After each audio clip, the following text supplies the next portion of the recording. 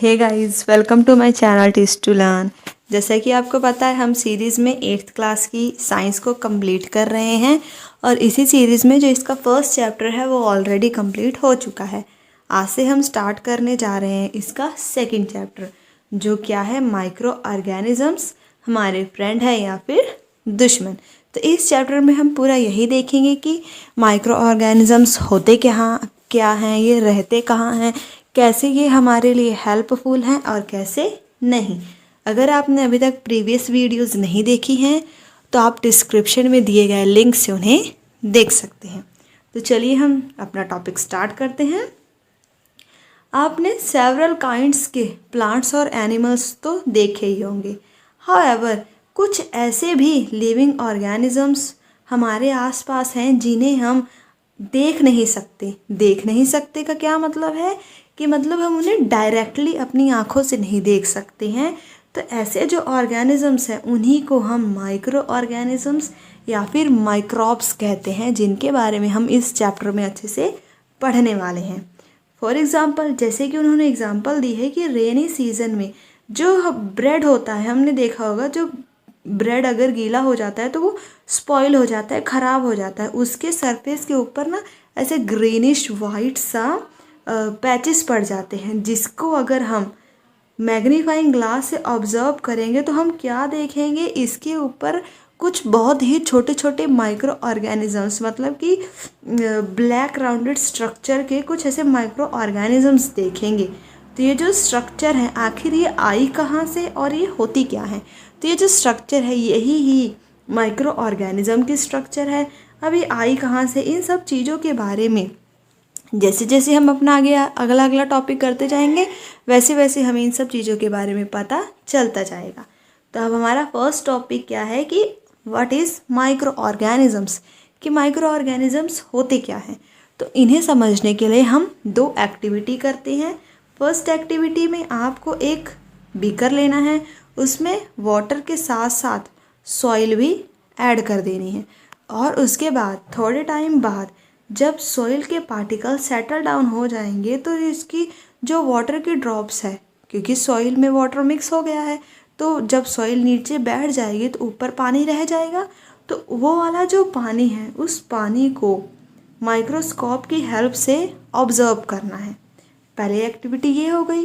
उसके बाद जो सेकंड एक्टिविटी है उसमें क्या करना है, आपको पॉन्ड के वाटर के ड्रॉप्स को ग्लास के स्लाइड पे रख कर उसको भी माइक्रोस्कोप से ऑब्जर्व करना है।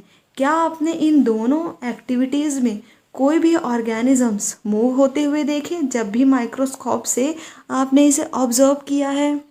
तो फिर जब आपने ऑब्जर्व किया तो हाँ, माइक्रो ऑर्गेनिजम्स तो आपको दिखे ही होंगे, चाहे वो पॉन्ड का वाटर हो या फिर पॉन्ड का पानी हो या फिर सॉइल में मिक्स हुआ पानी हो। इन दोनों में ही क्या है, टीनी मतलब छोटे छोटे ऑर्गेनिजम्स हैं। तो not all of them fall into the category of microbes, पर इन सभी को हम माइक्रोब्स की कैटेगरी में नहीं डाल सकते। पर ये जो सब हैं, ये सब क्या हैं, छोटे टीनी ऑर्गेनिजम्स तो हैं। थीज माइक्रो ऑर्गेनिजम्स और माइक्रोब्स आर सो स्मॉल, मतलब ये बहुत ही ज़्यादा छोटे हैं साइज़ में कि इन्हें हम अपनी नेक्ड आई से, मीन्स अनएडेड आई से, जो हमारी डायरेक्ट अपनी आँखों से नहीं देख पाएंगे।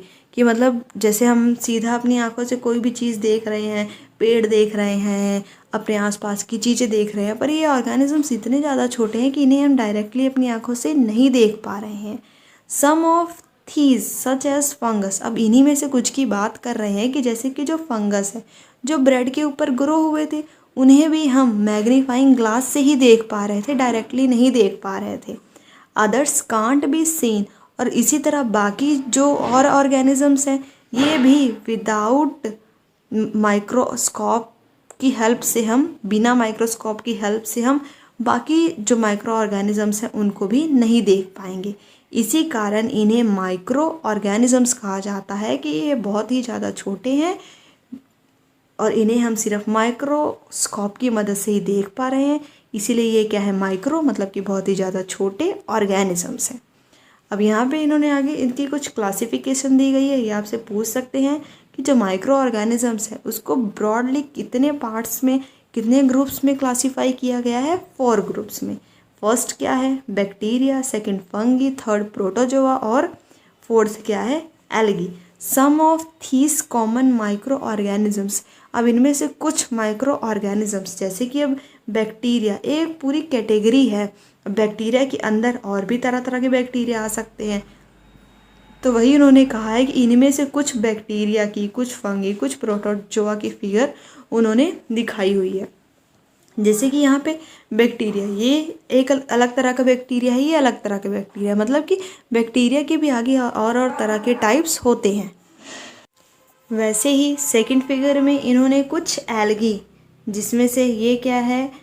चैलामेडोमोनास एल्गी है, ये स्पाइरोगरा एल्गी, मतलब एल्गी के भी अलग अलग तरह के टाइप्स हैं। उसके बाद प्रोटोजोआ, जैसे कि अमोइबा क्या है? प्रोटोजोआ है, और पैरामीशियम ये भी क्या है? प्रोटोजोआ है। तो ये सारे इन्होंने फिगर में दिखाया हुआ है। और यहाँ पे फंगी, ब्रेड मोल्ड, ये जो ब्रेड के ऊपर फंगी ग्रो कर जाती है वो। उसके बाद पेनिसिलियम या फिर एस्परगिलियस, ये सब क्या है? फंगी के टाइप्स यहाँ पे इन्होंने इस फिगर में दिखाए हुए हैं।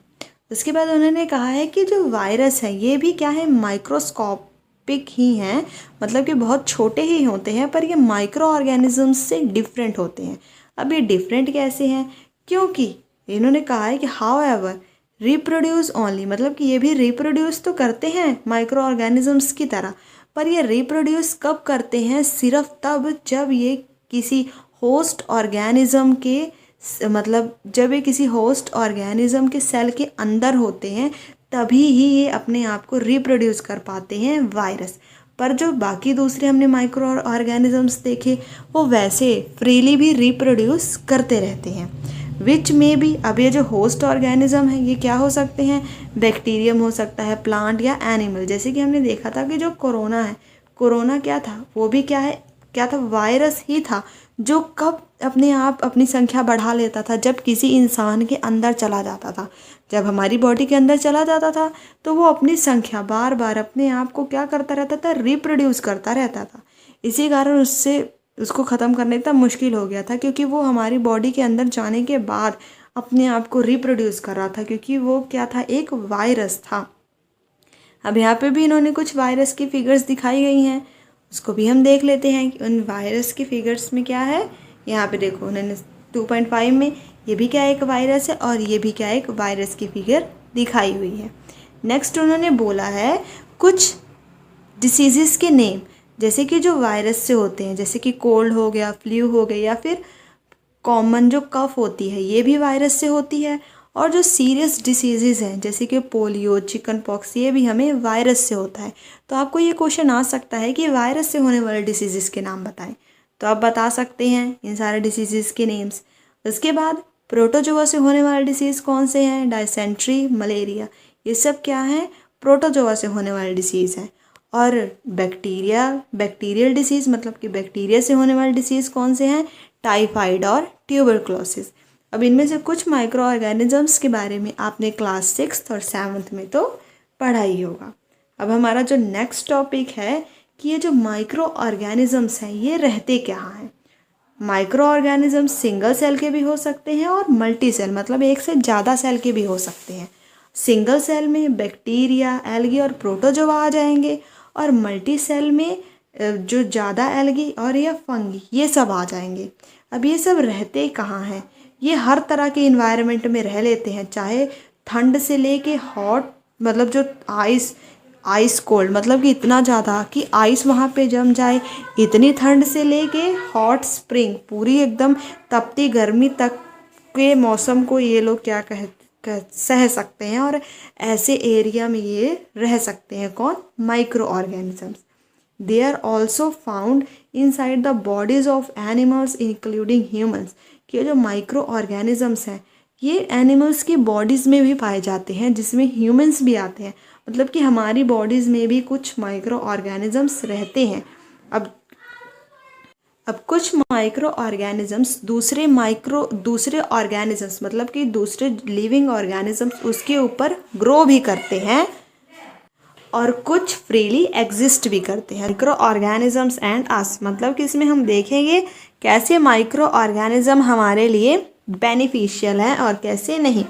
So let's start. यहाँ पे इन्होंने बोला है कि माइक्रो ऑर्गेनिज्म हमारी ज़िंदगी में एक इम्पॉर्टेंट रोल प्ले करते हैं, जिसमें से कुछ तो हमारे लिए बेनिफिशियल हैं और कुछ हमारे लिए हार्मफुल हैं और डिसीज़ कॉज करते हैं। सो अब हम इन सभी को डिटेल में स्टडी करेंगे कि कैसे कौन से माइक्रो ऑर्गेनिजम्स हमारे लिए फ्रेंडली हैं और कौन से नहीं। सबसे पहले हम देखेंगे फ्रेंडली माइक्रो ऑर्गेनिजम्स के बारे में। जैसे कि कुछ ऐसे भी माइक्रो ऑर्गेनिज्म होते हैं जो कर्ड, ब्रेड और केक बनाने के लिए यूज़ किए जाते हैं। तो ये कैसा बिहेव कर रहे हैं, हमारे लिए फ्रेंडली बिहेव कर रहे हैं। तो ये ऐसे माइक्रो ऑर्गेनिज्म हैं जो हमारे लिए अच्छे हैं, जो हमारे लिए हेल्प कर रहे हैं कर्ड, ब्रेड और केक बनाने में। यहाँ पे बताया गया है कि बहुत टाइम पहले से ही जो अल्कोहल है, मतलब जो शराब है, उसको बनाने के लिए भी माइक्रो ऑर्गेनिजम्स का ही यूज़ किया जाता है। अब यहाँ पे हमने पहला यूज़ देख लिया किस लिए यूज़ होता है, दूसरा यूज़ भी देख लिया अल्कोहल बनाने के लिए, तीसरा इन्वायरमेंट को क्लीन करने के लिए भी यूज़ होता है। मतलब कि जो भी एनिमल फेसेस है इन सभी को डिकम्पोज कर देता है, हार्मलेस सब्सटेंस में ब्रोक कर देता है और ताकि हमारा इन्वायरमेंट क्लीन हो सके। फोर्थ, ये मेडिसिन बनाने के लिए भी माइक्रो ऑर्गेनिजम्स का यूज़ किया जाता है और सॉइल की फर्टिलिटी बढ़ाने के लिए भी इसका यूज़ किया जाता है। तो यहाँ पे जो इन लोगों ने ये सारे पॉइंट्स बताए हैं, इन सभी को हम एक एक करके डिटेल में स्टडी करते हैं कि आखिर इन सब का मतलब क्या है। Curd and bread, making of curd and bread. अब ये जो कर्ड और ब्रेड बन रहा है, ये आखिर बना कौन रहा है? क्योंकि कर्ड में बहुत सारे बैक्टीरिया होते हैं, पर इसमें एक ऐसा बैक्टीरिया होता है लैक्टोबैसिलस, जो क्या करता है, कर्ड बनाने में हेल्प करता है। मतलब यहाँ से हमें क्या पता चला कि कर्ड बनाने में कौन सा बैक्टीरिया हेल्प कर रहा है, लैक्टोबैसिलस बैक्टीरिया हेल्प कर रहा है। ये क्या करता है, अपनी जो जनसंख्या है उसको मिल्क में बहुत ही ज़्यादा मल्टीप्लाई करता है। मतलब एक है तो उसको मल्टीप्लाई करके और बढ़ाता जाएगा, जिसके कारण पूरा मिल्क किस में कन्वर्ट हो जाएगा, कर्ड में कन्वर्ट हो जाएगा। तो यहाँ पे पहेली के क्वेश्चन का हमें आंसर भी मिल गया कि कर्ड आखिर बनी कैसी, ड्यू टू लैक्टोबैसिलस बैक्टीरिया। अब ये जो बैक्टीरिया है इसका और भी चीज़ों में, जैसे ये चीज़ बनाने में, पिकल और बाकी और भी तरह के फूड बनाने में हेल्प करते हैं। ये जो कर्ड है, जो हमने अभी पढ़ा जिसमें लैक्टोबैसिलस बैक्टीरिया है, ये एक इम्पॉर्टेंट इंग्रेडिएंट की तरह काम करता है रवा इडली और भटूरे में। Can you guess why? हाँ, हम गेस कर सकते हैं, क्योंकि इसमें जो लैक्टोबैसिलस बैक्टीरिया है वो क्या करता है, जो राइस इडली है और डोसा बैटर है उसको फर्मेंट करता है। बैक्टीरिया और ईस्ट ये दोनों मिलके, इसीलिए हम इसमें कर्ड को यूज़ करते हैं। नेक्स्ट यहाँ पे इन्होंने एक एक्टिविटी भी दी है। इसमें भी क्या करना है कि एक हमने आटा, मतलब कि मैदा या फिर आटा लेना है, उसमें कुछ शुगर और वार्म वाटर डाल के, थोड़ा सा ईस्ट पाउडर डाल के उसका एक सॉफ्ट डो बनाना है। मतलब कि आटा डाल लिया, शुगर, वार्म वाटर के साथ थोड़ा ईस्ट पाउडर डाल के आटा हमने गूंद लेना है। और 2 घंटे बाद जब हम देखेंगे तो देखेंगे कि ये जो मैदा है, जो हमारा आटा है, वो ऐसे रेज हो गया है, फूल गया है। किसके कारण? क्योंकि हमने इसमें क्या डाला है, ईस्ट डाला है। तो आखिर ईस्ट डालने से ऐसा हुआ क्या? क्योंकि ये जो ईस्ट है ये क्या करता है, रिप्रोड्यूस करता है रैपिडली और कार्बन डाइऑक्साइड को रिस्पायर करता है, प्रोड्यूस करता है। मतलब कि आटा है, ये पूरा आटा है, आटे के अंदर जो हमने ईस्ट डाला है वो क्या प्रोड्यूस कर रहा है, कार्बन डाइऑक्साइड को प्रोड्यूस कर रहा है। अब आटा तो पूरा सदा हुआ है, तो ये जो कार्बन डाइऑक्साइड के बबल्स हैं, इस गैस के बबल्स हैं, ये इससे बाहर तो नहीं निकल पा रहे हैं। तो फिर क्या हो रहा है, ये इसी के अंदर ही, इसी के जो डो है उसी के अंदर ही रह जा रहे हैं, जिसके कारण इस डो का वॉल्यूम क्या हो जा रहा है, इंक्रीज हो जा रहा है। क्यों? Due to this carbon dioxide, जो ईस्ट के कारण, जो ईस्ट क्या कर रहा है, जिसे रिप्रोड्यूस कर रहा है, जिसे प्रोड्यूस कर रहा है ड्यूरिंग रेस्पिरेशन। तो यही ही बेसिक कारण है कि ईस्ट का यूज़ किया जाता है बेकिंग इंडस्ट्रीज़ में ब्रेड, पेस्ट्रीज और केक बनाने के लिए। तो यहाँ पे सेकंड यूज़ माइक्रो ऑर्गेनिजम्स का क्या है, कमर्शियल यूज़। मतलब कमर्शियल लेवल पे इसका यूज़ किया जाता है अल्कोहल, वाइन और एसिटिक एसिड, मतलब कि विनेगर बनाने के लिए। जो ईस्ट जो माइक्रो ऑर्गेनिज्म, अब यहाँ पे स्पेशली उस माइक्रो ऑर्गेनिज्म का नेम भी लिखा हुआ है कि ईस्ट। ईस्ट का यूज़ किया जाता है अल्कोहल और वाइन बनाने के लिए। अब ये जो ईस्ट है इसको अलग अलग तरह के नेचुरल शुगर्स में डाला जाता है। मतलब कि जो अगर हम ईस्ट को बार्ले में डालेंगे तो अलग तरह का अल्कोहल बनेगा। अगर हम ईस्ट को एप्पल में डालेंगे, एप्पल के फ्रूट में डालेंगे, तो वो एप्पल जूस वाला जो बनता है ना कि अलग अलग तरह के अल्कोहल, अलग तरह के वाइन इसी तरह से बनते हैं। जब हम ईस्ट को अलग अलग चीज़ों के साथ क्या करते हैं, उसको मिलाते हैं, उसको उसके साथ अलग अलग चीज़ों के साथ रिएक्ट कराते हैं, तो उसी तरह ही अलग अलग हमारे पास अल्कोहल और वाइन बन के आती हैं। अब यहाँ पे भी इन्होंने एक एक्टिविटी दी है, इसमें क्या करना है, 500 मिलीलीटर बीकर में 3/4 वाटर डालना है और उसमें 2 to 3 टीस्पून शुगर डालनी है और उसके बाद इसमें add a half spoon of east powder. मतलब कि एक बीकर लेना है, उसमें पानी डाल दिया, शुगर डाल दिया और उसमें थोड़ी सी क्या डाल देनी है, हमने ईस्ट डाल देनी है। उसके बाद इसको कीप इट कवर, 4 से 5 घंटे तक इसे कवर रखने के बाद जब हम इसको स्मेल करेंगे तो इसमें से कैसी स्मेल आएगी, क्या आप इमेजिन कर सकते हैं? इसमें से जो स्मेल आएगी ना वो अल्कोहल की स्मेल आएगी, क्योंकि जो शुगर है वो ईस्ट के प्रेजेंस में अल्कोहल बन चुका है, कन्वर्ट हो चुका है अल्कोहल में in the presence of east. तो ये जो प्रोसेस है जिसमें शुगर कन्वर्ट हो रहा है अल्कोहल में, इसे ही क्या कहा जाता है, फर्मेंटेशन कहा जाता है। वहीं यहाँ पे इन्होंने भी बताया है कि जो ईस्ट है उसको जब हम अलग अलग तरह के नेचुरल शुगर्स में डालते हैं, बार्ली में, वीट में, राइस में या फिर अलग अलग तरह के फ्रूट जूस में, तो उससे हमें अलग अलग तरह की अल्कोहल और वाइन मिलती है। यहाँ पे एक और चीज़ उन्होंने बताई हुई है कि जो फर्मेंटेशन है इसको सबसे पहले डिस्कवर किसने किया, लुइस पास्चर ने। तो ये सारी चीज़ें आपको याद रखनी है। यहाँ पे अब थर्ड यूज़ क्या आ गया, medicinal use of micro organisms. कि अब अभी हमने देखा था ना ऊपर कि माइक्रो ऑर्गेनिजम्स मेडिसिन बनाने में भी यूज़ होते हैं। तो ये कैसे यूज़ होते हैं, आपने देखा है जब भी आप बीमार पड़ते हैं तो डॉक्टर आपको कुछ एंटीबायोटिक टैबलेट्स, कैप्सूल या फिर इंजेक्शन लगाता है, जैसे कि पेनिसिलिन। तो ये जो सोर्स है इन सभी मेडिसिन्स का, ये भी क्या है, माइक्रो ऑर्गेनिजम्स ही हैं। क्योंकि ये जो मेडिसिन होती हैं ये जो भी डिसीज़ कॉजिंग माइक्रो ऑर्गेनिजम्स हैं उनकी ग्रोथ को ख़त्म कर देती हैं या फिर स्टॉप कर देती हैं, जिससे वो हमें और ज़्यादा बीमार ना कर सके। तो इन्हीं मेडिसिन्स को क्या कहा जाता है, एंटीबायोटिक कहा जाता है, क्योंकि ये क्या कर रही हैं, जो भी डिसीज़ कॉजिंग माइक्रो ऑर्गेनिजम्स हैं उनकी ग्रोथ को ख़त्म कर रही हैं या फिर उन्हें पूरा का पूरा मार दे रही हैं। These days, a number of antibiotics are being produced from bacteria and fungi.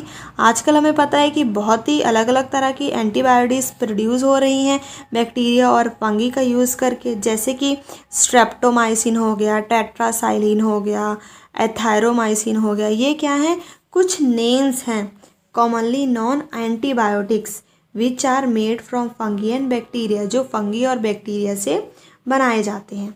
जो ये एंटीबायोटिक्स हैं are manufactured by growing specific micro organisms and are used to cure a variety of disease.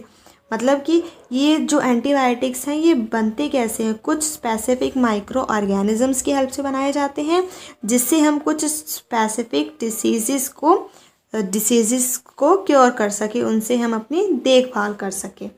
Antibiotics are even mixed with the feed of. अब जो ये antibiotics हैं ज़रूरी नहीं सिर्फ इंसानों के ही काम है, इनसे हम जो भी एनिमल्स को इन्फेक्शन हुई रहती है, माइक्रोबियल इन्फेक्शन हुई रहती है, अगर हम एनिमल्स के खाने में भी मिला दें तो हम एनिमल्स को भी डिसीज़ से प्रिवेंट कर सकते, उन्हें बचा सकते हैं। दे आर ऑल्सो यूज, ये प्लांट्स की डिसीज़ के लिए भी हम एंटीबायोटिक्स का यूज़ कर सकते हैं। अब यहाँ पे इन्होंने बताया हुआ है कि जो अलेक्जेंडर फ्लेमिंग है इन्होंने ही फर्स्ट टाइम जो एंटीबायोटिक पेनिसिलिन है इसको प्रिपेयर किया था। नेक्स्ट यहाँ पे इन्होंने बताया हुआ है कि हमें ये याद रखना चाहिए कि जो एंटीबायोटिक्स है सिर्फ आप जब आपको डॉक्टर प्रिस्क्राइब करे तभी आपने इसे यूज़ करना है। और जो भी डॉक्टर ने कोर्स, जैसे आप दवाई लेने गए और डॉक्टर ने आपको 2 दवाइयाँ दी हैं, तो आप सिर्फ एक ही दवाई खा के ना रह जाएं, आपको दोनों ही दवाइयाँ फिनिश करनी है। आपको वो जो कोर्स है वो पूरा कंप्लीट करना है। अगर आप कोई भी जो एंटीबायोटिक है बिना ज़रूरत के ही लिए जा रहे हैं कि अगर आपको थोड़ा सा भी दर्द हुआ तो आपने दवाई ले ली, तो ऐसा अगर आप कर भी रहे हैं तो जब भी आपको ज़्यादा सिर दर्द होगा तो अगर आप डॉक्टर के कहने से, डॉक्टर के एडवाइस से दवाई लेंगे तो उस टाइम जो ड्रग होगा, मतलब कि यहाँ पे ड्रग का मतलब क्या है कि वो जो दवाई है उस टाइम वो लेस इफ़ेक्टिव हो जाएगी फ्यूचर में, क्योंकि आपने पहले ही वो दवाई ले लेके अपनी बॉडी के जो भी आपकी बॉडी के हेल्पफुल बैक्टीरिया थे उन्हें पूरा ख़त्म कर चुके हैं। ऑल्सो एंटीबायोटिक टेकन, क्योंकि यहाँ पे लिखा है कि अगर आप अननेसेसरीली, मतलब बिना फालतू के, बिना काम के उसे ले रहे हैं, जो भी बेनिफिशियल बैक्टीरिया है हमारी बॉडी में उसको भी ख़त्म कर देता है एंटीबायोटिक। तो यहाँ पे आगे इन्होंने बताया है कि antibiotics are however not effective against cold and flu, क्योंकि हमें पता है ये जो कोल्ड और फ्लू है ये तो किससे होते हैं, वायरस से होते हैं। तो अगर हमें कोल्ड और फ्लू है, अगर हम उस टाइम पे एंटीबायोटिक लेंगे तो एंटीबायोटिक का उस टाइम पे कोई भी यूज़ नहीं होगा। अब यहाँ पे आगे बताया हुआ है वैक्सीन। वैक्सीनेशन, आपने देखा होगा कि बच्चों को वैक्सीनेशन करा जाता है, तो ऐसा क्यों किया जाता है? तो कोरोना के टाइम में तो आप सभी अवेयर होंगे ही कि कोरोना की वैक्सीन तो सभी ने लगवाई ही होंगी। तो आखिर ये हमें वैक्सीन लगाई और वैक्सीन लगाने के बाद हम सभी कोरोना से प्रोटेक्ट हुए कैसे, उस चीज़ों के बारे में हम समझ लेते हैं। देखिए, when a disease carrying microbes, जब भी जो डिसीज़ कैरिंग माइक्रोब्स है हमारी बॉडी में एंटर करते हैं तो हमारी बॉडी एंटीबॉडीज़ उनसे लड़ने के लिए हमारी बॉडी में प्रोड्यूस कर लेती है।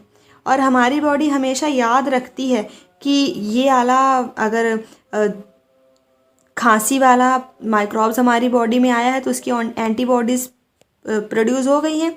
अगर दोबारा हमें खांसी वाला माइक्रोब्स हमारे बॉडी के अंदर आएगा तो ये जो एंटीबॉडीज़ हैं ये तो हमारी बॉडी में है ही, ये उससे पहले ही लड़ के उसे ख़त्म कर देंगी और हमारी खांसी, हमारे जुकाम को ठीक कर देंगी। वही इन्होंने लिखा है कि हमारी बॉडी को याद रहेगा कि कैसे उन माइक्रोब्स से लड़ना है अगर वो हमारी बॉडी में दोबारा एंटर करेंगे।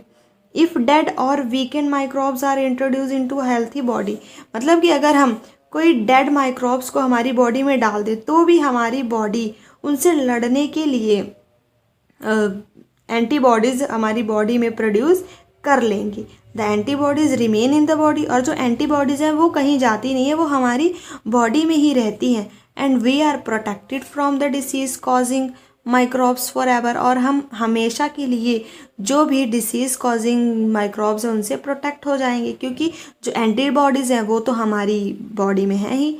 इसी तरह ही जो वैक्सीन है वो काम करती है, क्योंकि कोरोना के टाइम भी क्या था, कोरोना के जो वैक्सीन हम लगा रहे थे उसमें कोरोना के डेड बॉडीज़ को वो हमारी बॉडी में डाल दे रहे थे। अब कोरोना डेड थी तो उसकी जब डेड बॉडी हमारे बॉडी के अंदर जाती थी, जो अब हमारी बॉडी के अंदर गई, तो उससे क्या हुआ, अभी हमने देखा कि जो हमारी बॉडी है चाहे डेड हो चाहे जो भी, उसने तो अपने अंदर एंटीबॉडी पैदा कर ही लेनी है। तो इससे फ़ायदा क्या हुआ, जब एंटीबॉडी तो हमारी बॉडी के अंदर पहले ही आ गई, तो फिर जब असल में कोरोना हमारी बॉडी के अंदर अगर किसी भी टाइम एंटर कर गया तो फिर उस कोरोना से लड़ने के लिए एंटीबॉडीज़ पहले से ही उसमें क्या थी, हमारी बॉडी में प्रेजेंट थी। इसी के कारण हम कोरोना से क्या हो जाते थे, बच जाते थे। इसीलिए कहा जाता था कि वैक्सीन सभी ज़रूर लगाएं। सेवरल डिसीज़ यहाँ पे उन्होंने बताया हुआ है, कुछ डिसीज़ के नाम जो वैक्सीनेशन से मतलब अगर हम वैक्सीनेशन कर रहे हैं तो हम इन डिसीज़ से बच सकते हैं, जैसे कि कोलोरा, ट्यूबरक्लोसिस, स्मॉल पॉक्स और हेपेटाइटिस। यहाँ पे इन्होंने एक और चीज़ बताई है कि जो वैक्सीन, स्मॉल पॉक्स की वैक्सीन को किसने डिस्कवर किया, एडवर्ड जेनर ने। इन आवर चाइल्डहुड, आपको ज़रूर याद होगा, इन आवर मतलब बचपन में, you must have been given injection to protect yourself, मतलब अलग अलग तरह के डिसीज से प्रोटेक्ट करने के लिए आपको बचपन में टीके लगाए जाते हैं। Can you prepare a list, क्या आप इनकी एक लिस्ट बना सकते हैं? और इस लिस्ट के लिए आप अपने पेरेंट्स की हेल्प ले सकते हैं कि आपको बचपन में कौन कौन से इंजेक्शन लगे हुए हैं। It is essential to protect all children, ये ज़रूरी है सभी चिल्ड्रंस को इन सभी डिसीज़ से प्रोटेक्ट करना। जो भी नेसेसरी वैक्सीनेशन है वो नज़दीकी हॉस्पिटल में अवेलेबल रहती ही है, और इन सभी की एडवर्टाइजमेंट टीवी, न्यूज़पेपर, इन सभी जगह होती रहती है ताकि चिल्ड्रन को पोलियो और जो पोलियो ड्रॉप्स हैं ये सारी भी दी जाती हैं ताकि चिल्ड्रन इन सारी तरह के डिसीज़ से बचे रह सकें। ए वर्ल्ड वाइड कैंपेन भी चलाया गया था पहले, जिसके कारण आजकल बिल्कुल ही नाम मात्र के केस ही हमें स्मॉल पॉक्स के मिलते हैं। नहीं तो एक टाइम ऐसा भी था कि स्मॉल पॉक्स के भी बहुत ज़्यादा केसेस हुआ करते थे। इसकी भी पूरी वैक्सीनेशन हुई, जिसके कारण अब इसके केस भी बहुत ही कम हो चुके हैं। These days vaccination are made on a large scale from microorganisms to protect human। आजकल के दिनों में तो जो माइक्रो ऑर्गेनिजम्स से लार्ज स्केल पे वैक्सीनेशन बनाई जाती है ताकि हम ह्यूमंस और बाकी एनिमल्स को प्रोटेक्ट कर सकें अलग अलग तरह के डिसीज़ से। अब यहाँ पे नेक्स्ट लिखा है कि सॉइल की फर्टिलिटी बढ़ाने के लिए भी माइक्रो ऑर्गेनिजम्स का यूज़ होता है। तो ये कैसे? क्योंकि जो कुछ बैक्टीरिया हैं, सॉइल है, अब सॉइल में अगर नाइट्रोजन की कमी हो जाएगी तो सॉइल फर्टाइल नहीं रहेगा। पर कुछ ऐसे बैक्टीरिया हैं जो क्या करते हैं, जो एटमॉस्फेयर में नाइट्रोजन प्रेजेंट है उसको सॉइल में मिक्स करने का काम करते हैं। मतलब कि एयर में जो भी नाइट्रोजन प्रेजेंट है उसको सॉइल में मिक्स करते हैं और सॉइल की फर्टिलिटी को इंक्रीज़ करते हैं। These microbes are commonly called biological nitrogen fixer। और इस तरह के माइक्रोब्स को क्या कहा जाता है? बायोलॉजिकल नाइट्रोजन फिक्सर कहा जाता है। नेक्स्ट यहाँ पे कहा गया है कि अब हमने देखा था कि ऊपर कि माइक्रो ऑर्गेनिजम्स इन्वायरमेंट को क्लीन करने में भी हेल्प कर रहे हैं। अब ये कैसे? जो पूजो और पहेली हैं उन्होंने स्कूल गार्डनर को मेन्योर बनाते हुए देखा। उन्होंने क्या देखा कि अलोंग विद देयर फ्रेंड्स, बूझो और पहेली अपने फ्रेंड्स के साथ मिलके उन्होंने क्या कलेक्ट किया? प्लांट वेस्ट, वेजिटेबल वेस्ट और जो भी fruits from near by house और गार्डन, ये सारी चीज़ें उन्होंने कलेक्ट करी और उसे एक वेस्ट डिस्पोजल में ला के मतलब पूरी उन लोगों ने कलेक्ट कर ली। और कुछ दिनों बाद जब उन्होंने देखा तो क्या देखा कि ये जो सारे वेस्ट था अब ये पूरा डिकम्पोज होके एक मैन्योर बन गया है। तो अब ये दोनों जानना चाहते हैं कि आखिर ऐसा हुआ कैसे। यहाँ पे एक्टिविटी में भी इन्होंने यही कहा है कि एक पॉट में तो आपने ये सारा ऑर्गेनिक वेस्ट रख लेना है जैसे कि जो अभी हमने देखा, और दूसरे बैग में दूसरे बी वाले जो पॉट है उसमें और जो पॉट बी है उसमें हमने polythene bag, empty plastic bottle, ये सारी चीज़ें देख लेनी है। और 3-4 हफ्ते बाद आपने इसे भी ऑब्जर्व करना है। तो आप क्या देखेंगे? दोनों पॉट में डिफरेंस तो है। तो डिफरेंस ये है कि जो पॉट ए वाला है, जो ए पॉट है जिसमें सारा का सारा प्लांट वेस्ट था वो तो पूरा का पूरा डिकम्पोज हो चुका है, पर जो बी वाला था वो पूरा डिकम्पोज नहीं हुआ जिसमें प्लास्टिक बैग थे। ए वाला डिकम्पोज कैसे हुआ? क्योंकि इसमें जो प्लांट वेस्ट था वो पूरा मैन्योर में कन्वर्ट हो गया by the action of microbes की हेल्प से। The nutrients release in the process can be used by, अब ये जो पूरा मैन्योर है इसमें प्लांट वेस्ट था ये पूरा मैन्योर में कन्वर्ट हो चुका, और इसी मैन्योर को जब हम खेत में डालते हैं तो इसे प्लांट दोबारा यूज़ कर लेता है अपने ग्रोथ के लिए। पर जो दूसरा बैग था उसमें ऐसा चेंज क्यों नहीं आया? क्योंकि उसमें कोई भी माइक्रोब्स नहीं, the microbes could not act on them, क्योंकि उसमें कोई भी माइक्रोब्स नहीं आया जिसके कारण वो मैन्योर में कन्वर्ट नहीं हुआ। पॉट बी वाली चीज़ें, क्योंकि उसमें सारी क्या थी? पॉलीथीन बैग्स, ये सारी प्लास्टिक की चीज़ें थी जिसके कारण उसमें भी कोई माइक्रोब्स प्रेजेंट नहीं थे। अब आपने देखा होगा कि बहुत ज़्यादा डेड ऑर्गेनिक मैटर जैसे कि जो डिकेइंग प्लांट हो गए या फिर डिकेइंग एनिमल्स हो गए जो ग्राउंड में कई बार ऐसे ही पड़े रहते हैं किसी ग्राउंड में ओपनली, तो कुछ टाइम बाद वो डिसअपियर हो जाते हैं। तो ऐसा होता क्यों है? माइक्रो ऑर्गेनिजम्स के कारण, क्योंकि ये जो भी माइक्रो ऑर्गेनिजम्स होते हैं, जो भी डेड ऑर्गेनिक वेस्ट है प्लांट्स का या एनिमल्स का, उसे कन्वर्ट कर देते हैं सिंपल सब्सटेंस में।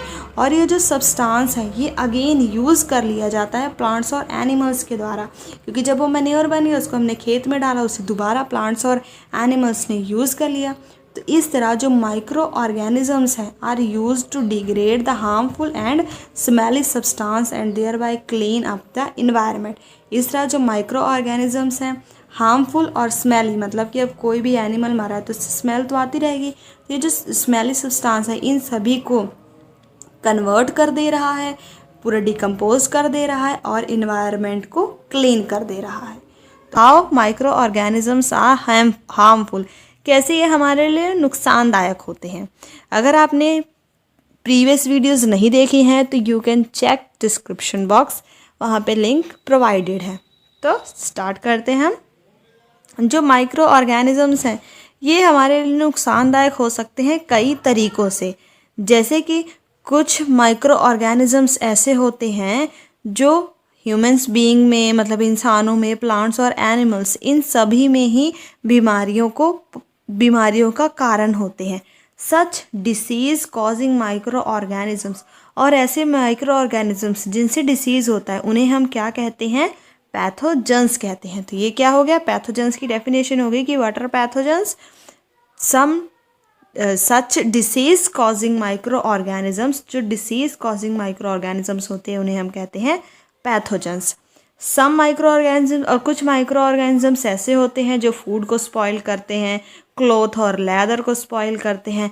तो इन सभी के बारे में चलिए हम डिटेल में स्टडी करते हैं। सबसे पहले है disease causing micro organisms in humans, कि ह्यूमंस में ऐसे कौन से माइक्रो ऑर्गेनिजम्स हैं जिनसे हमें बीमारियां हो सकती हैं। तो ये जो पैथोजेंस है, क्योंकि ये डिसीज़ कॉजिंग माइक्रो ऑर्गेनिजम्स है, ये हमारे बॉडी में कैसे एंटर कर सकते हैं, हवा से, हम जो पानी पी रहे हैं उससे, हम जो खाना खा रहे हैं उससे, क्योंकि हमारी बॉडी में यही तो जगहें हैं जहाँ से हमारी बॉडी में एंटर करके हमें बीमार कर सकते हैं। और they can also get transmitted by directly contact, मतलब कि ये जो बीमारियाँ, ये जो माइक्रो ऑर्गेनिजम्स से बीमारी हुई है ये ईज़िली ट्रांसमिटेड भी हो जाती है अगर हम इन्फेक्टेड पर्सन के साथ डायरेक्ट कांटेक्ट में आए या फिर इन्फेक्टेड एनिमल के डायरेक्ट कांटेक्ट में आए, तो फिर ये ईज़िली इन्फेक्टेड पर्सन से ट्रांसमिट भी हो सकती है। Microbial disease that can spread from infected person. अब यहाँ पे इन्होंने आगे एक चीज़ बताई है कि कम्युनिकेबल डिसीज़ क्या होती है। अब जो डिसीज़ स्प्रेड हो सके फ्रॉम एन इन्फेक्टेड पर्सन से हेल्थी पर्सन को, मतलब एक इन्फेक्टेड पर्सन है उससे एक हेल्थी पर्सन को जो डिसीज़ ट्रांसमिट हो रही है थ्रू एयर, वाटर और फूड, या फिर उसको फिज़िकल कांटेक्ट से, मतलब टच वगैरह करने से भी जो डिसीज़ इस तरह ट्रांसफ़र हो रही है उस तरह की डिसीज़ को हम क्या कहेंगे, कम्युनिकेबल डिसीज़ कहेंगे। और इसी की उल्ट होती है एक नॉन कम्युनिकेबल डिसीज़।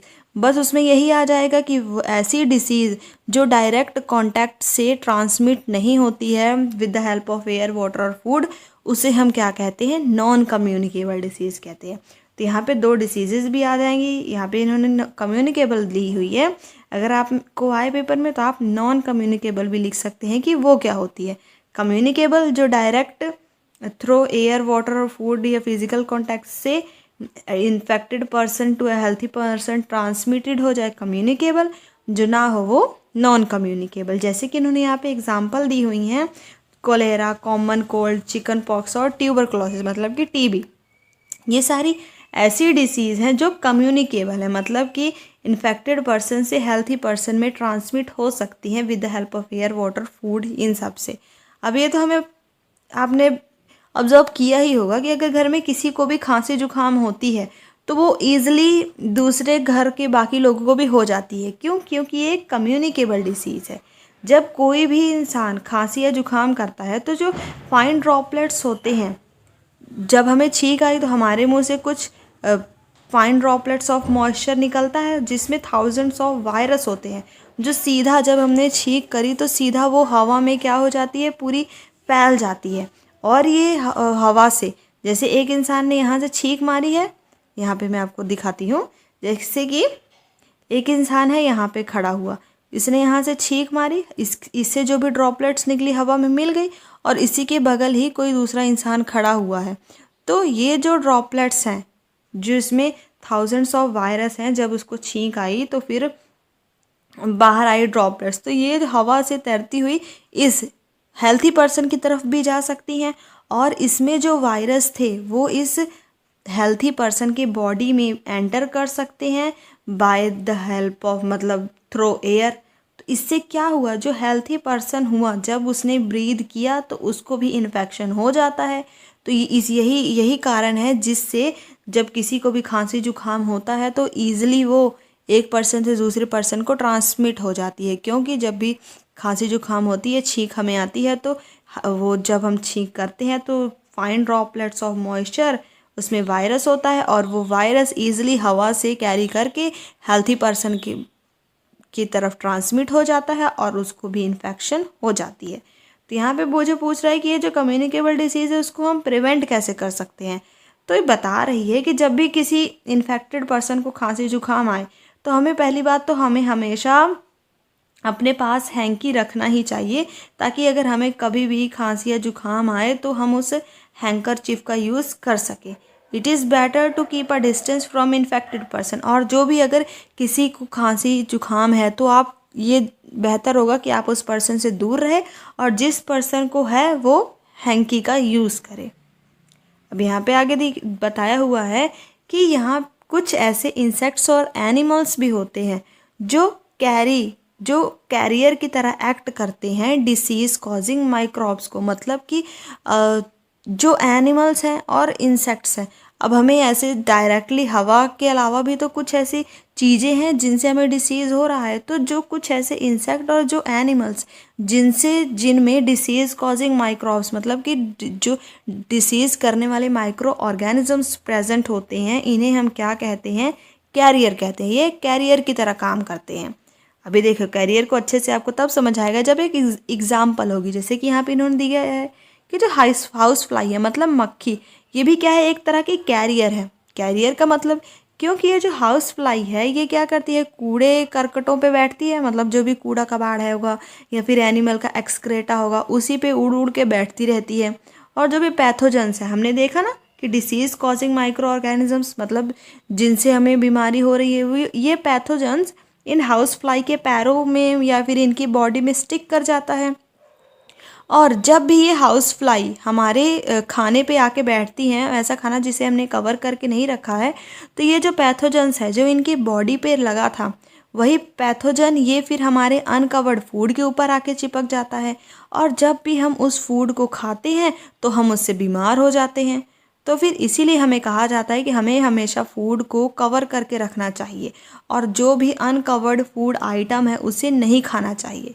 तो देखा, इसीलिए कहा जाता है कि मक्खियों से हमें अपने खाने को बचाना चाहिए, क्योंकि मक्खियाँ जो भी वेस्ट मटेरियल है उसके ऊपर बैठेंगी, उससे पैथोजन को कैरी करेंगी और हमारे फूड के ऊपर भी आके बैठ जाएंगी, और जो भी पैथोजन उनकी बॉडी पे लगा हुआ है हमारे फूड पे ट्रांसफ़र हो जाएगा, और उसी फूड को जब हम खाएंगे तो हम भी बीमार हो जाएंगे। अब यहाँ पे एक और एग्जांपल दी गई है कैरियर की, क्या है वो, फीमेल एनोफिल्स मॉस्किटो। ये एक मॉस्किटो का नाम है जिससे हमें क्या होता है, मलेरिया होता है।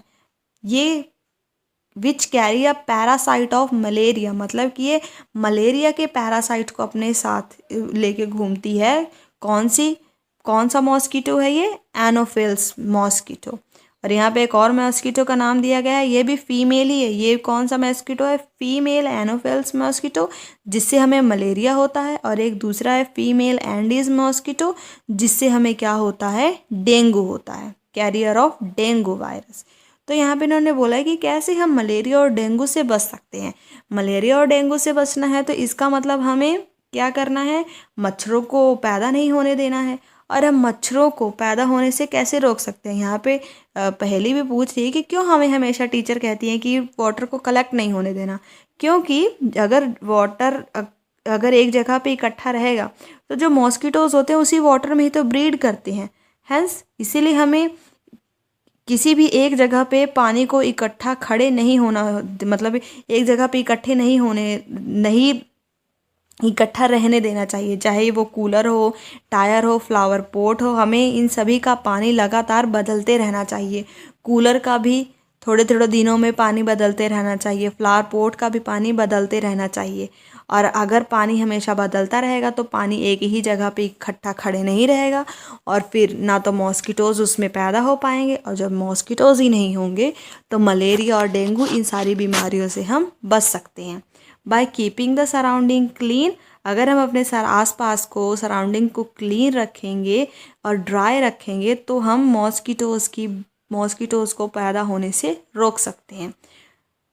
Try to make a list of measure which help to avoid the spread of malaria. यहाँ पे इन्होंने लिस्ट बनाने को कहा है जिससे हम मलेरिया को फैलने से बचा सकते हैं। अब यहाँ पे देखिए इन्होंने टेबल में बताया हुआ है some common human disease caused by micro organisms, की माइक्रो ऑर्गेनिज्म से ह्यूमंस को होने वाले कुछ डिसीजेस के नाम यहाँ पे इन्होंने बताए हैं। जैसे कि सबसे पहले टीबी है जो बैक्टीरिया से होता है और ये ट्रांसमिट होता है एयर से। माइजल, चिकन पॉक्स और पोलियो ये सारे ही वायरस से होने वाले डिसीज़ हैं और ये सब भी एयर से ट्रांसमिट हो सकती हैं। और चिकन पॉक्स कांटेक्ट से भी ट्रांसफ़र हो सकती है और पोलियो वाटर से भी ट्रांसफ़र हो सकती है। मतलब कि अगर पोलियो वाले किसी एक आदमी ने पानी पिया है किसी गिलास में और उसी पानी को किसी हेल्थी पर्सन ने भी पी लिया तो उसको भी पोलियो हो सकता है। ये मोड ऑफ ट्रांसमिशन बताया है। अब हम इसे प्रिवेंट कैसे कर सकते हैं इन सारे डिसीज़ को फैलने से? जिस भी पेशेंट को हुआ है उसको पूरा कंप्लीट आइसोलेशन में रखना है, मतलब कि उससे पूरा पर्सनल बिलोंगिंग्स उससे पूरा दूर रहना है, उससे पूरा अलग एक कमरे में रखना है और पूरा वैक्सीनेशन, क्योंकि एक सुइटेबल एजेस पे वैक्सीनेशन दी जाती है ताकि किसी भी इंसान को ये सारी बीमारियां ना हो। आपने देखा होगा पोलियो की बूंदें भी पिलाई जाती हैं, टीके भी लगाए जाते हैं इन सारे डिसीज़ के बच्चों को ताकि उनको ये सारी बीमारियां ना हो। यहाँ पे कोलेरा और टाइफाइड भी दिया हुआ है। ये कैसी बीमारियां हैं, कौन से माइक्रो ऑर्गेनिज्म से होती हैं? बैक्टीरिया। ये ट्रांसफ़र होती हैं वाटर और फूड से। इनके लिए भी हमें इनसे पर्सनल हाइजीनिक और गुड सैनिटरी मतलब अच्छी साफ़ सफाई रखनी होगी ताकि ये बीमारियां दूसरों को ना फैल सके। इन्हें अच्छा बॉइल्ड ड्रिंकिंग वाटर और प्रॉपरली कुकड फूड देना होगा क्योंकि ये वाटर और फूड से ही फैलती हैं। इसीलिए इन्हें अच्छे से बॉइल्ड ड्रिंकिंग वाटर और पूरा अच्छे से पका हुआ भोजन देना चाहिए। नेक्स्ट क्या है? Hepatitis A. ये वायरस से फैलती है और इसका भी मोड ऑफ ट्रांसमिशन क्या है? वाटर है। इन्हें अच्छे से बॉइल्ड ड्रिंकिंग वाटर देना चाहिए ताकि हम इसे प्रिवेंट कर सकें। नेक्स्ट क्या है? मलेरिया। इस किस माइक्रो ऑर्गेनिज्म से होता है? प्रोटोजोआ। और ये फैलता किससे है? फैलाने का काम कौन करता है इसे? मॉस्किटो फैलाता है। तो हमें मॉस्किटो से बचने के लिए मॉस्किटो नेट और रेपेलेंट्स का यूज़ करना चाहिए, स्प्रे का यूज़ करना चाहिए ताकि हम इनकी ब्रीडिंग को मतलब इनको और पैदा होने से रोक सकें, इनकी ब्रीडिंग को कंट्रोल कर सकें। और इनकी ब्रीडिंग को कैसे कंट्रोल कर सकते हैं? स्प्रे का यूज़ करके, और साथ ही साथ वाटर को एक ही जगह पे हम इकट्ठा ना होने दें ताकि इनकी ब्रीडिंग वहाँ से भी हम स्टॉप कर सकें। Some of the common disease affecting and their mode. यहाँ पे हमने इस टेबल को तो डिस्कस कर ही लिया है। यहाँ पे इन्होंने आगे बोला है डिसीज़ कॉजिंग माइक्रो ऑर्गेनिजम्स। अभी हमने किसके पढ़ा? ह्यूमंस का पढ़ा। अब कुछ ऐसे भी माइक्रो ऑर्गेनिजम्स होते हैं जो एनिमल्स में भी बीमारियाँ पैदा करते हैं, जैसे कि सेवरल माइक्रो ऑर्गेनिजम्स। वो सिर्फ इंसानों में ही नहीं बल्कि इंसानों और प्लांट्स में ही नहीं बल्कि एनिमल्स में भी बीमारियां फैलाते हैं, जैसे कि एंथ्रैक्स। ये एक डेंजरस बीमारी है जो ह्यूमंस और कैटल्स दोनों में ही होती है बाय बैक्टीरिया। मतलब कि यहाँ पे कौन सा माइक्रो ऑर्गेनिजम्स एंथ्रैक्स को एंथ्रैक्स बीमारी को कर रहा है? बैक्टीरियम कर रहा है। यहाँ पे आगे बोला है फुट और माउथ डिसीज़ जो कैटल्स में होती है, फुट और माउथ डिसीज़। ये भी इसे कौन करता है? वायरस करता है, फैलाता है एनिमल्स में। ह्यूमंस का पढ़ लिया, एनिमल्स का पढ़ लिया। अब हम देखते हैं प्लांट्स में। सेवरल माइक्रो ऑर्गेनिजम्स, कुछ माइक्रो ऑर्गेनिजम्स हैं जो प्लांट्स जैसे कि wheat, rice, potato, sugar cane, इन सभी में भी क्या करते हैं, बीमारियां पैदा करते हैं। अब इनमें जब बीमारियां हो जाती हैं प्लांट्स में, तो उससे होता क्या है, जो उस क्रॉप की ईल्ड है, मतलब कि जैसे उसने देना 1 किलो वीट है, तो फिर उसकी ईल्ड कम हो जाएगी, वो घट के 1/2 किलो ही रह जाएगी। वही यहाँ से अगर इन्हें बीमारी हो जाती है तो इसकी जो ईल्ड है, उसकी जो पैदावार है, उसमें कमी आ जाती है। अब यहाँ पे इन्होंने टेबल दिया हुआ है 2.2, जहाँ पे इन्होंने कुछ ऐसे प्लांट के डिसीज़ बताए हुए हैं, उसे हम देख लेते हैं और इन्हें कैसे कंट्रोल किया जाता है। यहाँ पे इन्होंने बोला है, ये यहाँ पे इन्होंने टेबल में तो डिसीज़ की नेम दिए हुए हैं और इन्होंने बोला है कि इस डिसीज़ को हम कंट्रोल कर सकते हैं by the use of certain chemicals का यूज़ करके, ताकि हम जिस भी माइक्रोब्स ने इन प्लांट्स में बीमारी फैलाई है, हम उस माइक्रोब्स को केमिकल का यूज़ करके ख़त्म कर सके और अपने प्लांट को बचा सके। यहाँ पर डिसीज़ के नेम दिए हुए हैं, सिट्रस कैंकर हो गया, इसे बैक्टीरिया माइक्रो ऑर्गेनिज्म करता है, एयर से ट्रांसमिट होता है। रस्ट ऑफ वीड इसे फंगी करता है, ये भी एयर और सीड्स से ट्रांसफ़र होता है। Yellow Wien mosaic of okra, जिसे भिंडी कहते हैं, ये क्या है, वायरस से होता है और इसे इंसेक्ट्स ट्रांसमिट करते हैं। ठीक है, तो ये हो गया कि डिसीज़ जो माइक्रो ऑर्गेनिजम्स प्लांट में डिसीज़ करते हैं। नेक्स्ट क्या है, फूड पॉइजनिंग। अब यहाँ पे क्या दिया हुआ है कि बूझो को उसके कुछ फ्रेंड्स ने बुलाया पार्टी के लिए और बूझो ने वहाँ पे बहुत सारी वैरायटीज़ ऑफ फूड स्टफ्स खा लिए जब वो अपने फ्रेंड की पार्टी में गया। पर जैसे ही वो घर पहुँचा तो उसको पूरी वॉमिट होने लगी, उल्टियाँ आने लगी और इतनी हालत ख़राब हो गई कि उसे हॉस्पिटल ले जाना पड़ा। तो डॉक्टर ने वहाँ पे उसको बताया कि ये इसकी जो कंडीशन हुई है वो फूड पॉइजनिंग से हुई है। तो यहाँ पे पहले कह रही है कि कैसे कोई फूड पॉइजन कर सकता है, मतलब कैसे फूड में जहर हो सकता है। अब कोई जानबूझ के तो उसको जहर दिया नहीं है, पर ये हुआ कैसे, तो देखते हैं। जो ये फूड पॉइजनिंग है, could be due to consumption of food, ये कैसे हुआ, अगर हम कोई फूड ऐसा खा लें जिसे माइक्रो ऑर्गेनिज्म ने स्पॉइल किया है, अगर हम वो वाला फूड खा लें तो वही फूड क्या बन जाता है, फूड पॉइजनिंग बन जाता है। मतलब कि उस पर जो माइक्रो ऑर्गेनिज्म है उस फूड पे ग्रो करके उस फूड पे समटाइम्स टॉक्सिक सब्सटेंस, मतलब कि कुछ ऐसे जहरीले सब्सटेंस उस फूड पे प्रोड्यूस कर देते हैं जब माइक्रो ऑर्गेनिजम्स फूड पे ग्रो करते हैं। तो और अब फूड पे अगर पॉइजनिंग सब्सटेंस ग्रो किया है तो इससे जो फूड हमारा क्या बन गया है, जहरीला बन गया है। और ये इतना सीरियस हो सकता है कि इससे हमारा बहुत ज़्यादा, जैसे कहते हैं डायरिया लग गया है, तो वो भी फूड पॉइजनिंग से हो जाता है। और इससे अगर ज़्यादा हालत ख़राब हो तो पर्सन की डेथ भी हो सकती है। इसीलिए ये बहुत ज़्यादा ज़रूरी है कि फूड को बनाने के बाद हम उसे प्रिजर्व कैसे कर रहे हैं, उसको हम अच्छे से प्रिजर्व कर रहे हैं, नहीं कर रहे हैं कहीं, क्योंकि अगर हमने उसे अच्छे से प्रिजर्व नहीं किया है तो माइक्रो ऑर्गेनिजम्स उस फूड के ऊपर ग्रो करके उसको टॉक्सिक बना सकते हैं। और जब हम उस टॉक्सिक फूड को खाएंगे तो हमें फूड पॉइजनिंग हो सकती है। तो इसीलिए हमें अच्छे से फूड को प्रिवेंट करके रखना चाहिए। तो उन्हीं माइक्रो ऑर्गेनिज्म से कैसे हम अपने फूड को प्रिवेंट करें, कैसे हम उसे प्रिजर्व करें, आज की वीडियो में हम यही बात करेंगे। तो चलिए स्टार्ट करते हैं। इन चैप्टर फर्स्ट, हमने चैप्टर फर्स्ट में जो इसी क्लास 8th क्लास का चैप्टर फर्स्ट है उसमें हमने कैसे देखा कि जो फूड ग्रेन्स होते हैं उसे कैसे हम प्रिवेंट और स्टोर कर रहे हैं ग्रेनरीज में, या फिर नीम की पत्तियां डाल के ट्रंक में हमारी मम्मियां दानों को स्टोर करती हैं ताकि उस पर माइक्रो ऑर्गेनिजम्स या फिर रैट इन सब का अटैक ना हो। ये सब हमने देखा।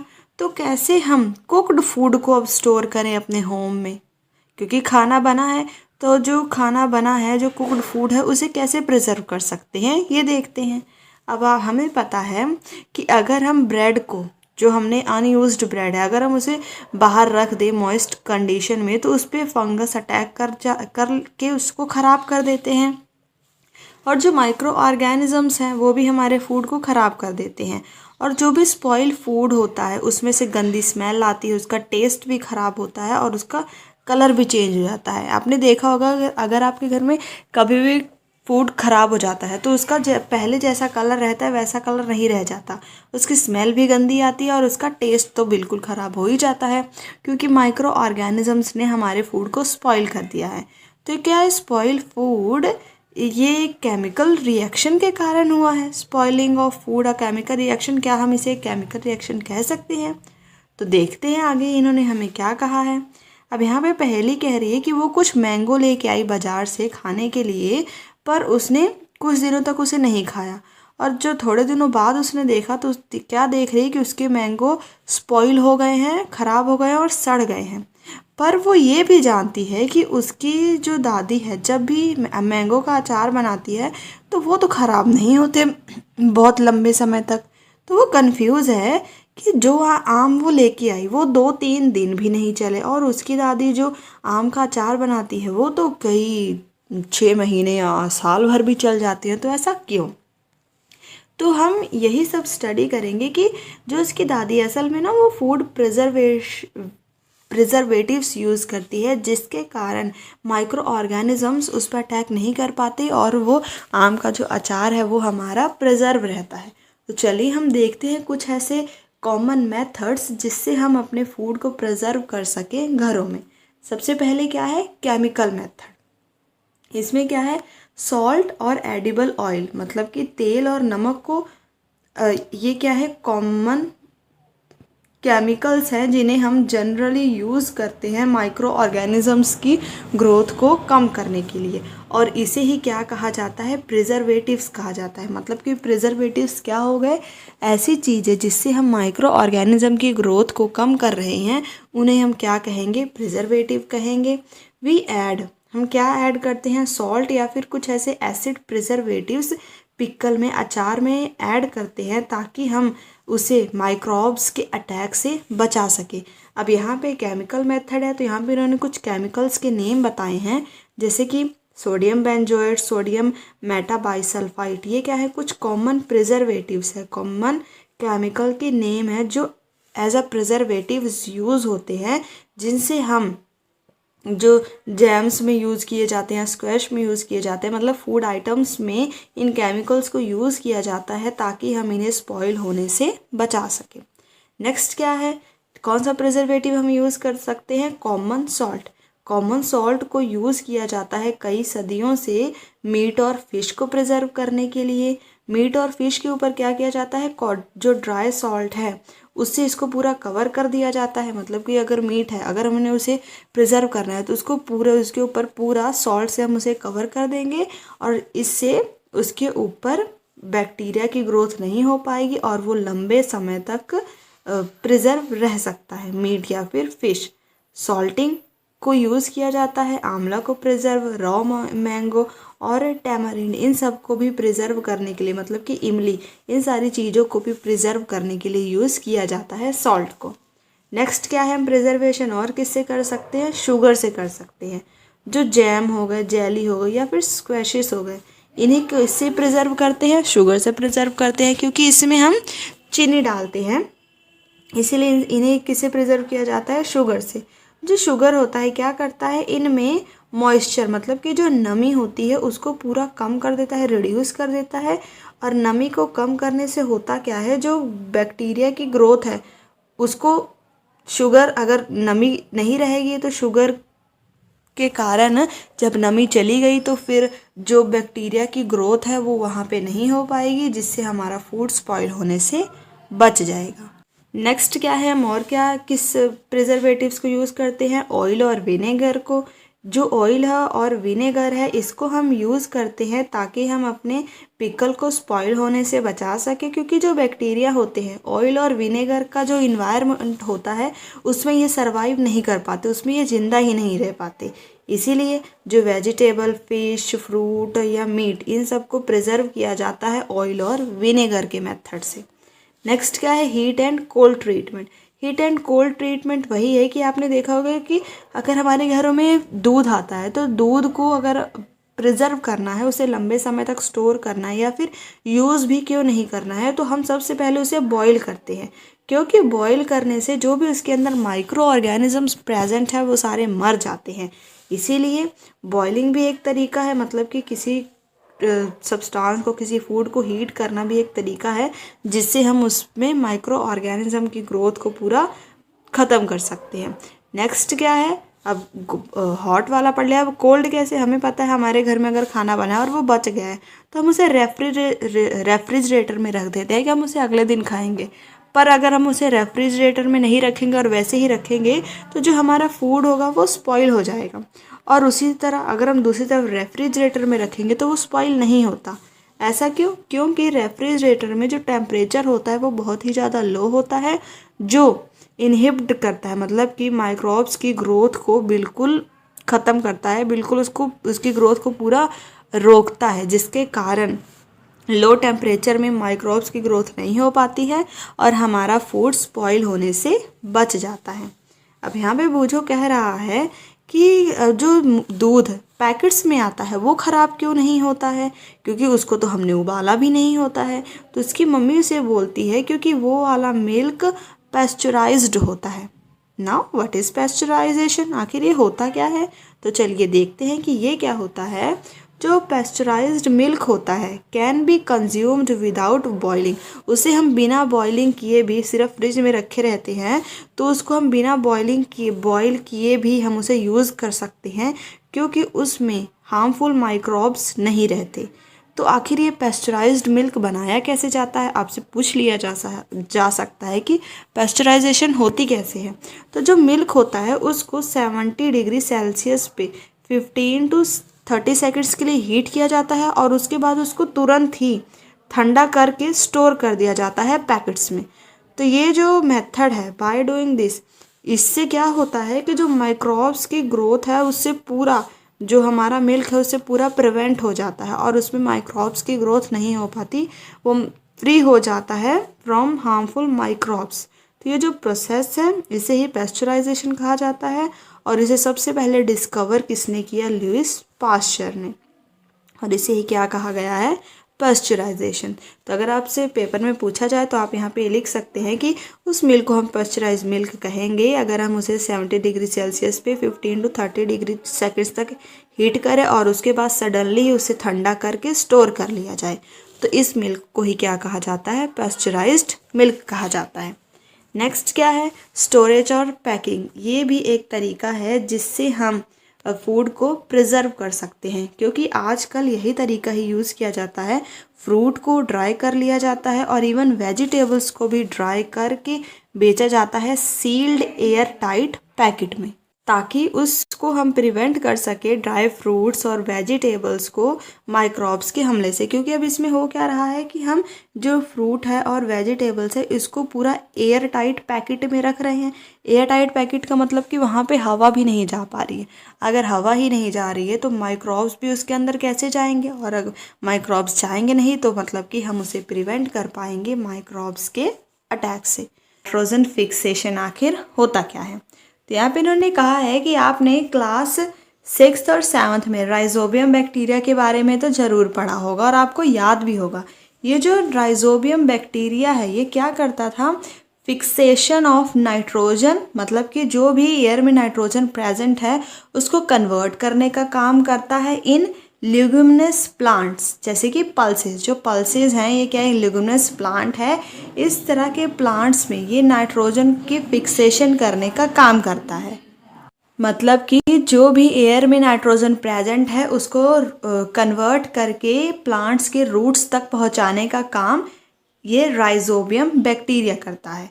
तो ये जो राइजोबियम है ये रहता कहाँ है? जो लेगुमिनस प्लांट्स हैं जैसे कि बीन्स और पी, इनके रूट नोड्यूल्स में रहता है। जैसे कि यहाँ पे इन्होंने इस फिगर में दिखाया हुआ है, ये जो यहाँ पे छोटे छोटे गोले दिखाए हैं यही क्या है? इनके रूट नोड्यूल्स हैं और राइजोबियम बैक्टीरिया इन्हीं रूट नोड्यूल्स में प्रेजेंट रहते हैं और इन्हीं रूट्स में प्रेजेंट होके ये जो भी एयर में नाइट्रोजन प्रेजेंट है उसको पूरा कन्वर्ट करता है, ताकि जो नाइट्रोजन है वो रूट्स को मिल सके। मिट्टी में मिलाता है नाइट्रोजन को, एयर से कन्वर्ट करता है और उसे कन्वर्ट करके मिट्टी को देता है, और ताकि ये इस मिट्टी से, इस सॉइल से रूट्स में ट्रांसफ़र हो सके नाइट्रोजन। यहाँ पे इन्होंने आगे क्या कहा है कि समटाइम्स जो नाइट्रोजन है, अभी हमने देखा कि राइजोबियम बैक्टीरिया वैसे तो कन्वर्ट करता है, समटाइम्स ये जो नाइट्रोजन है फिक्स मतलब कि कन्वर्ट होती है, कन्वर्ट होके सॉइल में जाती है, एयर से कन्वर्ट होके। ये और किस तरह हो सकती है, लाइटनिंग से, मतलब कि जब बिजली चमकती है तो उस टाइम भी एयर में मौजूद कुछ नाइट्रोजन फिक्स होके मतलब कन्वर्ट होके मिट्टी में मिल जाती है। पर हमें जैसे कि पता है नाइट्रोजन में तो एटमॉस्फेयर में नाइट्रोजन की अमाउंट तो फिक्स रहती है 78%। पर अगर ये जो नाइट्रोजन है एयर से प्रेजेंट होके मिट्टी में जा रही है, मतलब सॉइल में कंबाइन हो रही है और सॉइल में मिल के वो रूट्स को मिल रही है, रूट्स से प्लांट्स को मिल रही है, तो इस तरह तो नाइट्रोजन की मात्रा जो एटमॉस्फेयर में उसमें कम होनी चाहिए, पर ऐसा तो होता ही नहीं है। तो ऐसा क्यों नहीं होता है? तो इसी चीज़ को हम समझते हैं अपने नेक्स्ट सेक्शन में, जिसका नाम क्या है, नाइट्रोजन साइकिल। इसमें हम देखेंगे कि कैसे हमारे एटमॉस्फेयर में तो 78% नाइट्रोजन फिक्स ही रहता है, तो ये आखिर कम क्यों नहीं होता अगर इसे रूट्स एब्जॉर्ब कर रहे हैं। Nitrogen is one of the essential constituents of all living organisms. It means कि जो नाइट्रोजन है कोई भी लिविंग ऑर्गेनिज्म हो उन सभी के लिए ये एक इम्पॉर्टेंट इसेंशियल कॉन्स्टिट्यूएंट है, किसी भी लिविंग ऑर्गेनिज्म के लिए। किस लिए ये? क्योंकि एक प्रोटीन का काम करता है, एज अ क्लोरोफिल एक्ट होता है नाइट्रोजन, न्यूक्लिक एसिड और विटामिन, इन सभी तरीकों से लिविंग ऑर्गेनिजम्स के जीवन में ये नाइट्रोजन एक इसेंशियल मतलब कि एक बहुत ही ज़रूरी भूमिका निभाता है अपनी। The atmospheric nitrogen can't be taken directly by plants and animals. यहाँ पे इन्होंने कहा है कि जो नाइट्रोजन एटमॉस्फेयर में प्रेजेंट है उसको डायरेक्टली ना तो प्लांट ले सकते हैं और ना ही एनिमल, और एनिमल में हम भी आते हैं, हम भी डायरेक्टली नाइट्रोजन को इनहेल नहीं कर पाते। तो आखिर ये हमारी बॉडी में जाएगा कैसे? क्योंकि हमें पता है नाइट्रोजन से ही हमें प्रोटीन, क्लोरोफिल, न्यूक्लिक एसिड और ये विटामिन, इन सारी चीज़ें मिलेंगी, तो ये हमारी बॉडी में जानी तो चाहिए ना, तो कैसे जाएंगी? तो देखते हैं, कुछ बैक्टीरिया और कुछ ब्लू ग्रीन एल्गी प्रेजेंट होते हैं सॉइल में, जो क्या करते हैं, नाइट्रोजन फिक्सेशन का काम करते हैं फ्रॉम एटमॉस्फेयर, मतलब एटमॉस्फेयर से नाइट्रोजन को लेते हैं और उसको कन्वर्ट कर देते हैं नाइट्रोजन कंपाउंड में। और जब ये नाइट्रोजन कंपाउंड में कन्वर्ट हो जाता है तब इसे जो रूट्स हैं, प्लांट्स के रूट्स हैं, वो इसे ऑब्जर्व कर लेते हैं। यहाँ पे वही लिखा है, तब जब ये कन्वर्ट हो जाएगा तो यूजेबल कंपाउंड में कन्वर्ट हो जाएगा। जब नाइट्रोजन कंपाउंड को जो ये बैक्टीरिया थे और एल्गी थे, जो एटमॉस्फेयर में नाइट्रोजन प्रेजेंट था, उसको इन्होंने एज अ नाइट्रोजन कंपाउंड में कन्वर्ट कर लिया। और ये जो नाइट्रोजन कंपाउंड में कन्वर्ट करने के बाद ही ये एक यूजेबल कंपाउंड बन पाया है, और इसे जब कन्वर्ट हो गया तो इसे यूटिलाइज कर लेंगे। It can be utilised by plant, इसे प्लांट यूटिलाइज करेंगे कैसे? मिट्टी से, थ्रू देयर रूट्स, अपने रूट्स से। मतलब कि यहाँ पे अब आके नाइट्रोजन मिल चुका है और ये मिट्टी में नाइट्रोजन आ गई है, और मिट्टी से यहाँ पे ऊपर क्या है, प्लांट मिट्टी से नाइट्रोजन को लेंगे with the help of their roots, अपने रूट्स की मदद से। और nitrogen is then used for the synthesis of plant protein and other compound. अब नाइट्रोजन प्लांट को मिल गया तो प्लांट इसे एज अ प्रोटीन इसको यूज़ करेगा, और जो भी एनिमल उसके बाद इस प्लांट को खाएगा तो उसके शरीर के अंदर भी प्रोटीन चला जाएगा। जैसे कि हम प्लांट को खाएंगे तो हमें प्रोटीन कैसे मिलता है? प्लांट को खाने से, क्योंकि प्लांट के अंदर अब प्रोटीन जा चुका है और उसी से हमें बाकी के भी नाइट्रोजन कंपाउंड मिल जाएंगे। When plant and animal die, अब ये तो होगा कि हमें नाइट्रोजन मिल चुका, और जब प्लांट या फिर एनिमल, कोई भी एनिमल जब मरता है तो बैक्टीरिया और फंगी जो सॉइल में प्रेजेंट हैं, अब प्लांट के अंदर भी नाइट्रोजन है और एनिमल के अंदर भी, प्लांट को खाने से नाइट्रोजन है, जब ये मर जाएगा तो बैक्टीरिया और फंगी जो भी सॉइल में प्रेजेंट हैं, जो प्लांट और एनिमल के अंदर नाइट्रोजनस वेस्ट प्रेजेंट है, उसको नाइट्रोजनस कंपाउंड में दोबारा कन्वर्ट कर देंगे, ताकि इसे कन्वर्ट करके दोबारा मिट्टी में मिला देंगे, ताकि अब उस मिट्टी में मिली हुई इस नाइट्रोजनस कंपाउंड के कोई और प्लांट दोबारा यूज़ कर सके। और कुछ और भी बैक्टीरिया होते हैं। अब एक बैक्टीरिया ने तो क्या किया, प्लांट और मरे हुए प्लांट और एनिमल के नाइट्रोजनस वेस्ट को नाइट्रोजनस कंपाउंड में कन्वर्ट कर दिया। कुछ ऐसे बैक्टीरिया हैं जो क्या करते हैं, यही जो नाइट्रोजनस वेस्ट है प्लांट और एनिमल के मरने के बाद, उसके कुछ पार्ट को कन्वर्ट कर दे रहे हैं नाइट्रोजनस गैस में, ताकि दोबारा एटमॉस्फेयर में नाइट्रोजन चला जाए। एज अ रिज़ल्ट अब इससे होता क्या है कि नाइट्रोजन का जो परसेंटेज है एटमॉस्फेयर में वो हमेशा कांस्टेंट रहता है, ना तो कम होता है और ना ही ज़्यादा होता है। अब इस चीज़ को यहाँ पे यहाँ पे इन्होंने एक साइकिल बनाई, इससे हम अच्छे से क्लियर से दोबारा हम ओवरव्यू ले लेते हैं कि आखिर इन्होंने पूरा कहा क्या है। सबसे पहले हमने देखा कि एटमॉस्फेयर में नाइट्रोजन प्रेजेंट है। एटमॉस्फेयर से नाइट्रोजन सॉइल में कैसे जाएगा, या तो लाइटनिंग से जाएगा या फिर कुछ ऐसे बैक्टीरिया प्रेजेंट होते हैं सॉइल में जो नाइट्रोजन फिक्सेशन करते हैं, मतलब कि एटमॉस्फेयर से नाइट्रोजन लेके उसको नाइट्रोजनस कंपाउंड में कन्वर्ट करते हैं और उसे मिट्टी में मिला देते हैं।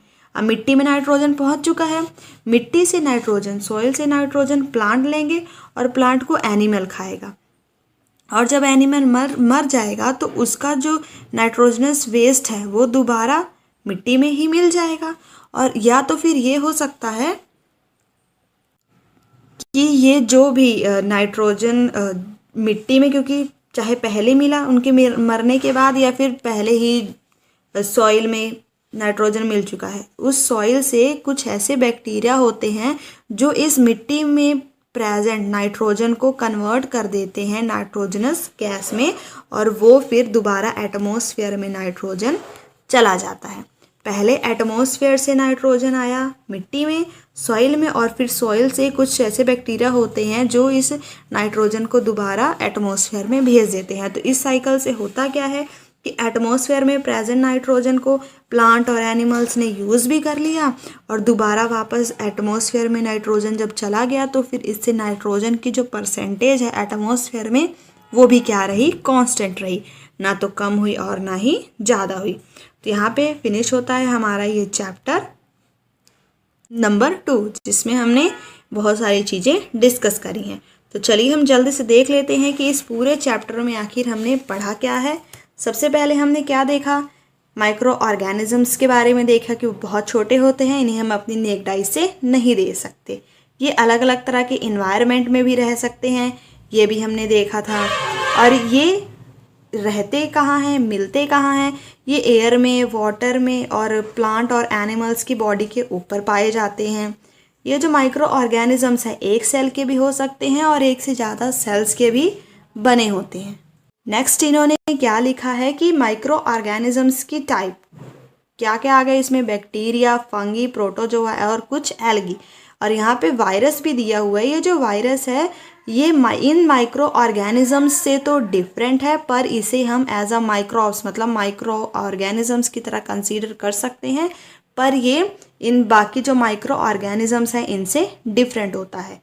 अब ये डिफरेंट कैसे है, क्योंकि ये सिर्फ तभी रिप्रोड्यूस करता है जब ये किसी होस्ट ऑर्गेनिज्म के अंदर जाता है, कि जैसे हमने देखा था कोरोना वायरस, जब तक वो एयर में प्रेजेंट रहता था तब तक वो किसी को कुछ भी नुकसान नहीं पहुंचाता था, पर जैसे ही वो हमारी बॉडी में जाता था वो अपने आप को रिप्रोड्यूस करने लग जाता था और हमें बीमार करने लग जाता था। तो इससे आप अच्छे से क्लियरली समझ सकते हैं कि वायरस कैसे इन सारे माइक्रो ऑर्गेनिजम्स से डिफरेंट है।